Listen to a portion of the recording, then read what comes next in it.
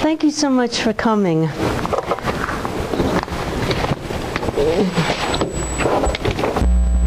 This was our first Constitution, the Articles of Confederation. How did we get from our first Constitution to this Constitution? A convention was called to propose amendments to the Articles of Confederation. But instead of proposing amendments, the delegates wrote a new Constitution. Today, various factions want to get rid of this Constitution and impose a third Constitution, and that's what's behind the push for an Article 5 convention. Article 5 provides two ways of amending our Constitution. Congress proposes amendments or calls a convention to propose amendments if 2/3 of the states apply for it. The first method was used for the existing 27 Amendment. The second method has never been used.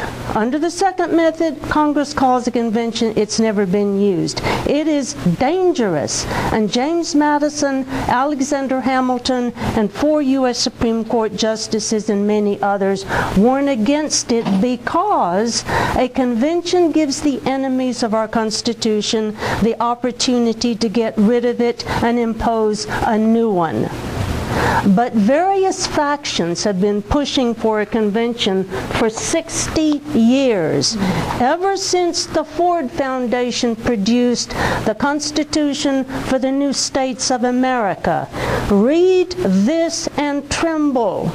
This sets up a totalitarian dictatorship under which, among other things, we are disarmed. In the past, conservatives defeated the periodic pushes for a convention.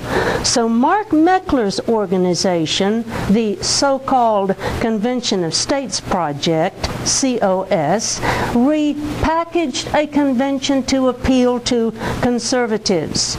They now claim that the only way to limit the power and jurisdiction of the federal government is to amend our Constitution, and we can only get the amendments which do that at a convention.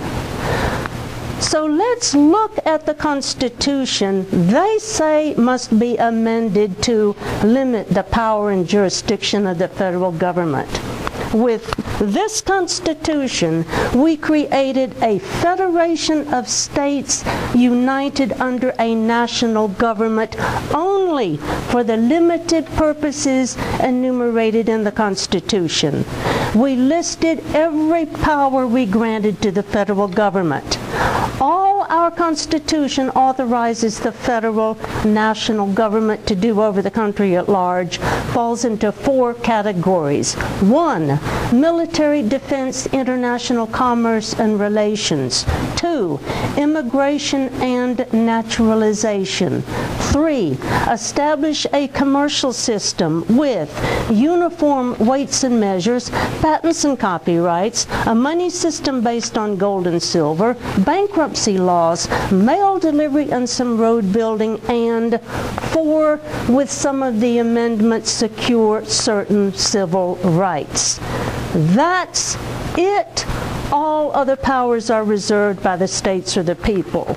This chart, and I have copies for you to take home with you, illustrates the federal structure of our government and lists the powers delegated to the national government over the country at large. As you see, it's a short list. We are a nation only for the handful of purposes listed here.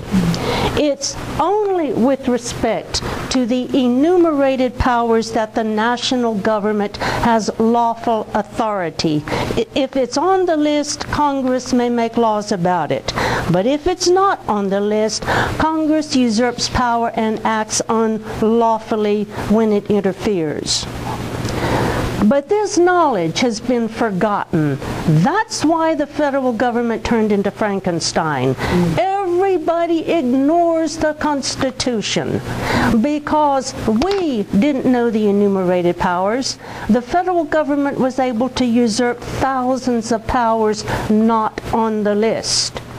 State and local governments collaborated with the usurpations by taking federal funds to implement unconstitutional federal programs. To claim these problems can be fixed by amending our Constitution makes as much sense as saying that since people violate the Ten Commandments, God should amend the Ten Commandments. But Meckler's organization, COS, insists the problem is the Constitution. But obviously, the claim that we can control those who ignore the Constitution by amending the Constitution is absurd. Mark Levin pushes for a convention and claims we'll get amendments to limit the federal government. But his so-called liberty amendments do the opposite of what he claims. His amendment to limit the federal bureaucracy legalizes what are now unconstitutional federal agencies: education, energy, agriculture, environmental protection agency, etc., etc., etc. Our Constitution doesn't authorize those agencies. They are not on the list. But Levin's amendment legalizes all such agencies for as long as Congress reauthorizes them. Article 1, Section 1 of our Constitution says only Congress may make laws. But since Woodrow Wilson, federal agencies have been writing rules, the Code of Federal Regulations. All these rules are unconstitutional as outside the scope of powers delegated and as in violation of Article 1, Section 1. But Levin's amendment to limit the federal bureaucracy legalizes these rules in the rulemaking process for as long as Congress approves them. Levin's amendment to limit federal spending is a knife in the gut of our Constitution. Our Constitution limits federal spending to the enumerated powers. If you go through the Constitution and highlight all the powers delegated to Congress and the President, you will have a complete list of the objects on which Congress is authorized to spend money. That's how our Constitution controls spending. But everyone ignores it. Levin's amendment substitutes a budget for the enumerated powers and thus legalizes the current practice where Congress spends money on whatever is put in the budget. His amendment thus changes the constitutional standard for spending from whether the object is an enumerated power and creates a completely new constitutional authority to spend on whatever Congress or the President want to spend on.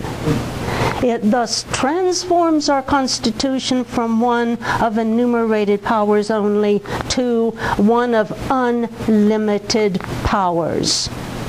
And while his amendment pretends to impose a limit on the amount of spending, the limit is fictitious because it can be waived whenever Congress votes to waive it. During 2016, Convention of States Project staged a 3-day simulated convention in Williamsburg, Virginia, supposedly to show us that at a convention called by Congress under Article 5, the delegates would do nothing more but come up with wise amendments to limit the power and jurisdiction of the federal government. They invited Republican state legislators to attend, and they proposed 6 amendments which vastly increase the powers of the federal government. One amendment would delegate to the federal government power, such as I witnessed during the Cold War in communist Central and Eastern Europe and the Soviet Union. It delegates to the federal government power over the movement or transportation of persons across state lines. This would provide constitutional authority for the federal government to do such things as require prior approval to cross state lines, require internal passports as in the Soviet Union, establish checkpoints at state borders, and ban the use of privately owned vehicles to cross state lines. The other amendments are just as bad. I have a flyer on this. Email me to get this. You will find this extremely informative. The handout sheet I have for you to take home has my email address right down at the bottom. So email me anytime. None of their proposed amendments, not one, limits the power and jurisdiction of the federal government. They do the opposite. They grant new powers or legalize powers the federal government has already usurped. There is no amendment on the face of this earth which can make those who ignore the existing limits in the Constitution obey the Constitution. When the federal government usurps powers not delegated, and when state and local governments accept federal funds to implement unconstitutional federal programs, all of them are ignoring the existing constitutional limits on federal power. So their claim that we can get amendments to rein in the power and jurisdiction of the federal government is false. There is another agenda. Meckler's group, Convention of States Project, claims the framers added the convention method of getting amendments to Article 5 so that when the federal government violates the Constitution, we could fix it by amending the Constitution.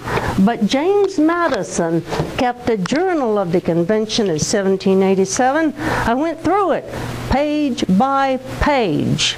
None of the framers said what Mark Meckler, what COS claims. Instead, they agreed that the purpose of amendments is to fix defects in the Constitution. They also recognized that the purpose of a convention is to get a new Constitution. The Anti-Federalists hated this Constitution. On August the 31st, 1787, Anti-Federalist George Mason said he would sooner chop off his right hand than put it to the Constitution as it now stands, and if it weren't changed to suit his views, he wanted another convention. Now our framers knew that our Declaration of Independence recognizes that a people have the self-evident right to throw off their government and set up a new one, and thus have the right to meet and draft a new Constitution, whether the convention method were in the Constitution or not. So the convention method was added to Article 5, and it provided a second way to get amendments. But it also provided a way to get a new Constitution under the pretext of just getting amendments. So even before the ink was dry on this Constitution, the Anti-Federalists were agitating for another convention to get rid of it.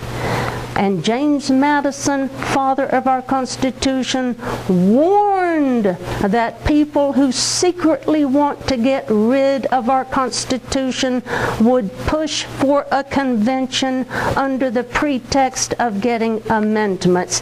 And that's what's going on today. Email me to get this flyer. I've got the quotes from James Madison right here with links to where he says it. So I prove my words. So during April 1788, John Jay, who became our first Chief Justice, Alexander Hamilton, and James Madison began warning against another convention. The push for an Article 5 convention has always been about getting a new constitution. COS says Congress has nothing to do with the convention except name the time and place of the initial meeting. But our Constitution doesn't say that. At Article 5, Congress calls the convention. And at Article 1, Section 8, last clause, Congress has the power to make the laws necessary and proper to carry out its power to call the convention. The April 2014 report of the Congressional Research Service shows that Congress recognizes that it has exclusive authority to organize the convention, and that in Congress's preparations for Article 5 conventions in the past, Congress has shown that it will determine, among other things, the number and selection process for delegates. Congress can select the delegates. They have the constitutional authority to select themselves as delegates. COS also says that delegates have no power to do anything except rubber stamp decisions dictated by state legislatures. But that also isn't in Article 5. Article 5 shows that the only power the states have is to ask Congress to call a convention. Once 2/3 of the states have applied, it's out of the states' hands. COS claims to know exactly how a convention will operate, but page 27 of the CRS report says, in the final analysis, the question, what sort of convention, is not likely to be resolved unless or until the 34-state threshold has been crossed and a convention assembles. So we'll have to get a convention before we know how it is going to operate. COS says a convention is safe because 3/4 of the states have to ratify whatever comes out. That's not true. Our Declaration of Independence recognizes the right of a people to alter or abolish their government and set up a new government. We invoked that right in 1776 to throw off the British monarchy. In 1787, we threw off our first constitution, the Articles of Confederation, and we set up a new constitution, this one which created a new government. How did we get from our first constitution to our second constitution? There was a convention to propose amendments to our first constitution. The Continental Congress resolved on February the 21st, 1787, to call a convention, quote, for the sole and express purpose of revising the Articles of Confederation. But the delegates ignored that limitation, and they ignored the similar instructions from their states, and they wrote our second constitution. And in Federalist Paper number 40, James Madison invoked that transcendent and precious right of a people to throw off one government and set up a new one as justification for ignoring their instructions and writing a new constitution. You can't stop that from happening at another convention. If we have a convention now, George Washington, James Madison, Ben Franklin, and Alexander Hamilton won't be there. Who will be there? Constitutionally illiterate people, such as those who attended the COS simulated convention, and and persons of insidious views to steer the delegates to a predetermined outcome, which is almost certainly a third constitution. Or Congress can select themselves as delegates.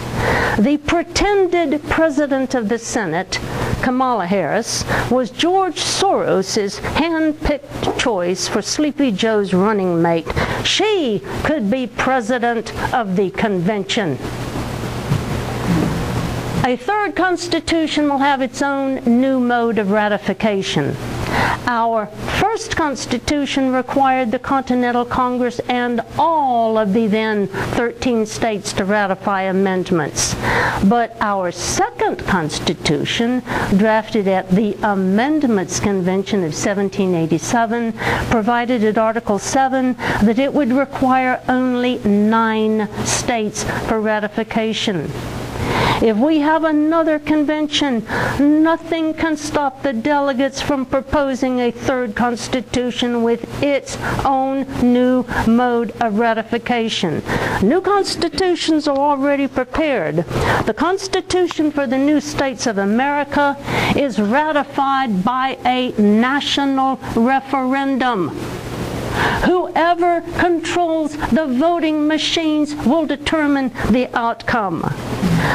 Under the new states constitution, the states are dissolved and replaced by regional governments answerable to the new national government. Here is the Constitution for the new Socialist Republic in North America, proposed by the Revolutionary Communist Party, USA. The Constitution 2020 movement is backed by George Soros. He wants a Marxist constitution. Eric Holder, former Attorney General, Cass Sunstein, Marxist law professors, support his constitution. What if Kamala Harris is president of the convention? This is the report on the North American Union by the Globalist Council on Foreign Relations. This provides for, among other horrors, a parliament to be set up over the United States, Canada, and Mexico. This is altogether repugnant to our existing Constitution. Our Constitution is impeding their plans. Convention of States Project says there's no danger of getting a new constitution because delegates can be controlled by faithful delegate laws. That's absurd. Just as state legislatures and the Continental Congress couldn't control delegates to the Federal Amendments Convention of 1787, they can't control delegates to an Amendments Convention today. Our Declaration of Independence recognizes the power of a people to form, modify, or abolish their government. So the delegates can, like James Madison, exercise that self-evident right recognized in our Declaration of Independence to throw off the governments we have and write a new constitution which moves us into a new system of government. And since it will have its own mode of ratification, it's sure to be approved. COS says, we will make it a felony for delegates to violate state instructions. That's silly. First, remember, Congress has no obligation to permit states to select delegates.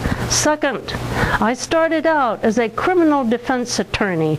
You cannot get a conviction of someone who exercises what our Declaration of Independence recognizes is a self-evident right.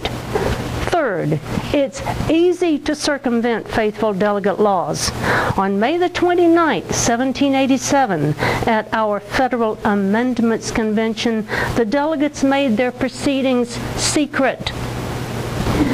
Delegates can do that again, and they can always vote by secret ballot. This is why James Madison, Alexander Hamilton, 4 U.S. Supreme Court justices and many other legal scholars warn against an Article 5 convention. I implore everyone who supports a convention to read this flyer, email me to get it, and ask yourself, is it possible that James Madison, Alexander Hamilton, Chief Justice John Jay, Justice Arthur Goldberg, Chief Justice Warren Burger, and Justice Antonin Scalia understood, and the other legal scholars understand something about the dangers of a convention which you haven't yet grasped? James Madison warned of violent partisans and individuals of insidious views being at a convention. Are there people like that today? Yes, and they want a convention. But the COS organization says only moral and wise people will be delegates. Let's look at that claim. There are 3 ways to select delegates. Would Congress appoint moral and wise delegates? Would state governments appoint moral and wise delegates? Would the people who control the voting machines appoint moral and wise delegates? Moral and wise people haven't been in charge of our country for 100 years. And now, federal spending. The Pew report says for fiscal year 2017, 30.5% of the revenue the North Carolina state government got was from federal funds. And that's a pittance compared to the additional federal money sent into North Carolina to local governments, non-governmental organizations, research grants, price support, subsidies, Medicare, Social Security, free cell phones, etc., etc., etc. We can't reasonably rant and rave about how we need a federal balanced budget amendment to rein in federal spending when we have our hands out for all that federal money. And all that money and the money sent to the other 49 states year in and year out is added to the national debt. And all that spending is unconstitutional. I say, let's enforce the Constitution we have and downsize the federal government to its enumerated powers. Let's also downsize state governments. I am old and I remember when state governments were small and didn't meddle in everything.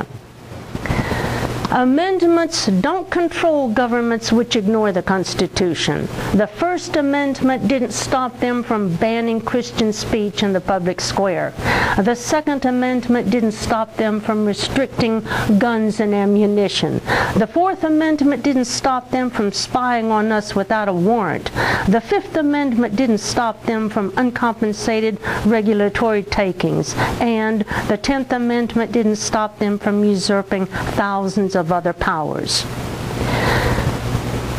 North Carolina has at least 5 applications for a convention already filed with Congress. We must get them rescinded. Also, this year, the North Carolina House has already passed 2 more applications for an Article 5 convention. These applications are now sitting in the Senate Rules and Operations Committee waiting for a hearing.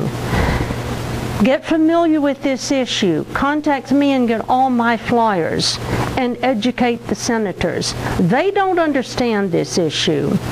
And many Republican legislators have been deceived by the false and reckless assurances of Mark Meckler, the U.S. term limits people, and the others pushing for an Article 5 convention. So what's the solution?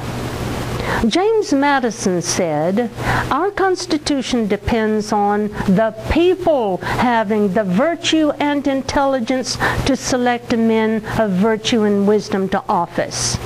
but we lost our virtue and intelligence. We replaced truth with convenience. We abandoned personal responsibility, and we didn't learn our founding documents and elect people who would enforce them. We cannot restore our republic unless we face up to our own moral and patriotic duties. Second, don't go along with the usurpations. The Declaration of Independence says colonial legislatures opposed the king's violations on the rights of the people. Today, state legislatures must oppose violations of our Constitution. Alexander Hamilton, James Madison, Thomas Jefferson, and James Madison said, since the states created the federal government, they are the final authority on whether their creature has violated the constitutional compact the states made with each other. And when the federal government usurps powers not delegated, each state has the natural right to nullify of their own authority all such acts of the federal government. Contact me for a flyer on this. The refusal to go along with the unconstitutional acts is the remedy our framers advised when the federal government violates the Constitution. And the states should stop taking the money to implement unconstitutional federal programs. So what's the push for an Article 5 convention really about? We know our Constitution already limits the federal government to the enumerated powers. We know our framers told the states to refuse to go along with unconstitutional acts of the federal government. We know everyone has ignored our Constitution for 100 years. We know that the proposed amendments increase the powers of the federal government. We know that amendments can't control governments which ignore the Constitution. We know that delegates can't be controlled. We know that a new Constitution can be imposed. We know that new constitutions are already prepared. The Kochs and others are spending millions to get a convention. Why? Our Constitution is preventing the political integration of Canada, Mexico, and the United States. The globalists need a convention so they can complete their coup against us and get a new constitution which transforms us from a sovereign nation to a member state in the North American Union. Read the CFR's task force report. This is what the elite want. But to get this, they have to get rid of our Constitution. Or the violent mobs who intimidated the jurors in the Chauvin trial may surround the convention and demand the Constitution proposed by George Soros or by the Revolutionary Communist Party, USA. Our enemies stole the last election. They took away from us the right to choose our federal representatives. And since the essence of a republic is that power is exercised by representatives elected by the people, our republic was overthrown in the last election. Now they want to take away our Constitution. But our Constitution, plus the mercy of God, is all that's left standing between us and the New World Order or a communist dictatorship. They control Congress, and if Congress calls a convention, our enemies will be able to impose a new constitution. So please contact me, get the flyers, learn the issues, meet with your legislators, particularly your senators, educate them, ask them not to pass any more applications for a convention and to rescind the ones that have already been passed. Email me. If you would like to get on my North Carolina action list, let me know. Thank you so much for your attention, and I'll take your questions.